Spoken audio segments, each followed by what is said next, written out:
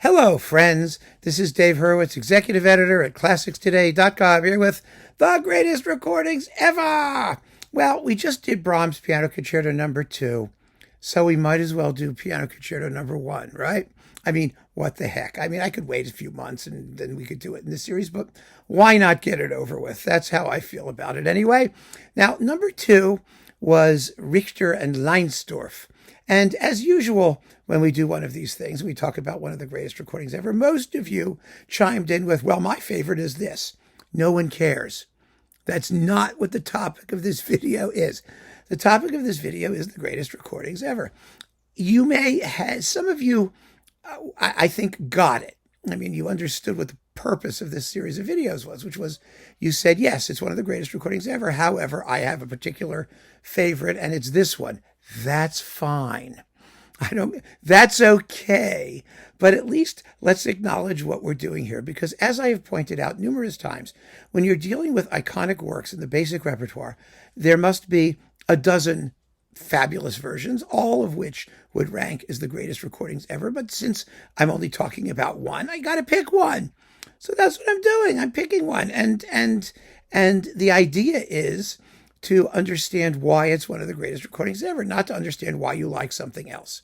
I hope that doesn't sound hostile, but there are repertoire videos where we talk about these works and we make a big list of all the best recordings. And that's where there's plenty of opportunity for people to, share their preferences or to talk about the discography more generally. Here, I really am trying to come up with a list that will allow particularly beginning listeners or people who are not so familiar with the music to build a really first-class collection, not to be told why they're making a mistake.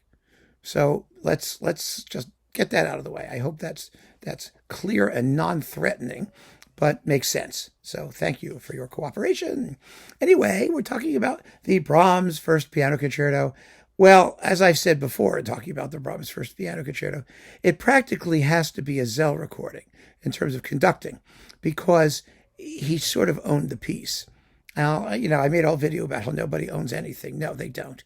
But he really, really had a grip on the interpretation and the accompaniment for the Brahms First Piano Concerto, because it's a heavily symphonic work. And it's a symphonic work that has a lot of chamber music-like interplay between the piano and the orchestra. The orchestra is on an absolutely equal footing with the pianist, and Szell made 3 fabulous studio recordings, any one of which could be in this series. I happen to choose the one with Leon Fleisher. It's probably the most famous of the 3 major ones that he did. Besides Fleischer, there's also Serkin, and which is absolutely fabulous. Rudolf Serkin is amazing. And Clifford Curzon on Decca, who's also amazing. That one's with the London Symphony. The other 2 are with the Cleveland Orchestra. The only reason I didn't pick Serkin is because Serkin also did superb Brahms Piano Concerti with Ormandy in Philadelphia. And those are just about as good as the ones with Szell.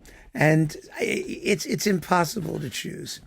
And the reason I didn't choose Curzon is because I really think that Szell was at his best when he was working with the Cleveland Orchestra. So I had to do a Cleveland. Serkin competed with himself in redoing it with Ormandy, or doing it first with Ormandy. I forget which ones came first. And then there was of course some mono stuff that Szell did. We're talking about stereo major recordings of the Brahms First Concerto. Boy, did he have a lock on this piece. It's so powerful, but at the same time so transparent. It moves perfectly. This is a concerto that does not play itself.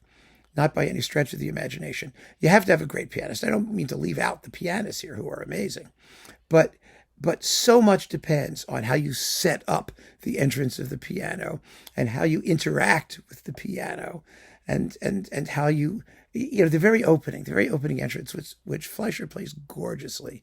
It's just that quiet, almost prayerful dum bum bum bum bum bum bum bum bum da da da dum bum bum bum bum. It's there's so much involved in making that sound poetic and wonderful and framing it properly.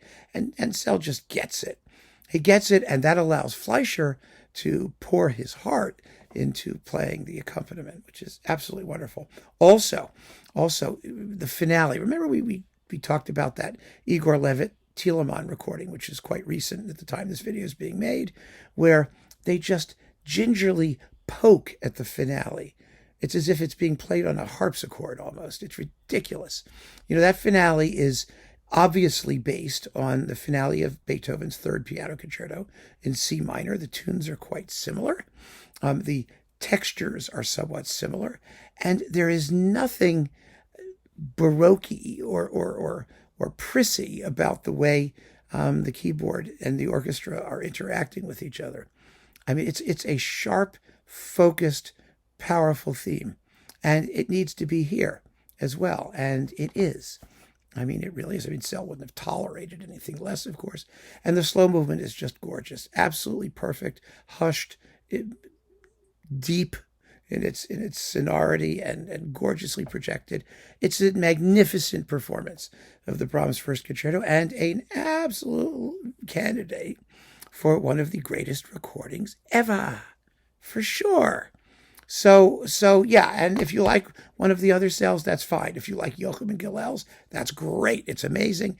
There are plenty of fine piano concerto recordings now. I mean, Nelson Freire with Chailly, I adore. Harnoncourt and Buchbinder, slow, grim, fun. Yeah, there's no shortage. Claudio Arrau, I mean, you can pick your guy. I mention a lot of them here so that you all know. We all know that they're out there. We do. And are deserving of acclaim because they're so much really, really impressive artistry has gone into these basic repertoire pieces. And I mean, Arthur Rubinstein, I could just keep reeling off names, and they would really, all be wonderful. Are they all equally wonderful? No, you have to choose. But if you're building a collection and you want to get started, and this happens to be a fabulous way to get started because you get the Beethoven piano concertos and the Brahms piano concertos and some other goodies. And that is a fantastic way to introduce yourself to the music and to also start building your own collection and then move on to other greatest recordings ever of the same work. So keep on listening, friends. Thanks so much for joining me. Take care.